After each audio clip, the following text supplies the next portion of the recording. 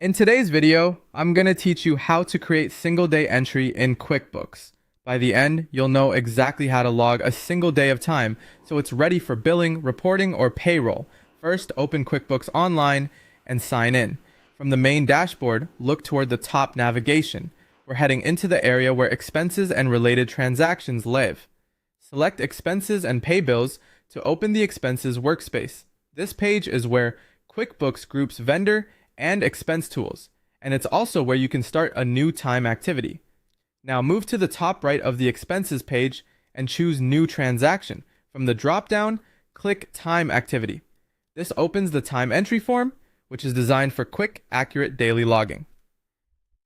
Begin by selecting the name. This is the person who performed the work, often an employee or a contractor, already set up in your QuickBooks list. Picking the correct name ensures the time is associated with the right team member for payroll and reporting. Next, choose the customer. If the time is tied to a specific client or project, selecting the customer routes the hours to that job, making it easy to include on invoices later. If you don't bill a customer for this time, you can still choose none, but linking it now helps with downstream tracking. Then select the service. This is the type of work performed, like consulting, design, or installation, mapped to your products and services. The service you choose can carry a default hourly rate and an income account, which helps keep your books tidy and consistent. Now set the start and end time. Enter the exact hours you worked during that single day. QuickBooks will calculate the total duration for you, so be precise and make sure AM/PM is correct if you're not using 24-hour time. For breaks, either adjust the times to exclude them or reduce the total duration accordingly. Set the date for this entry.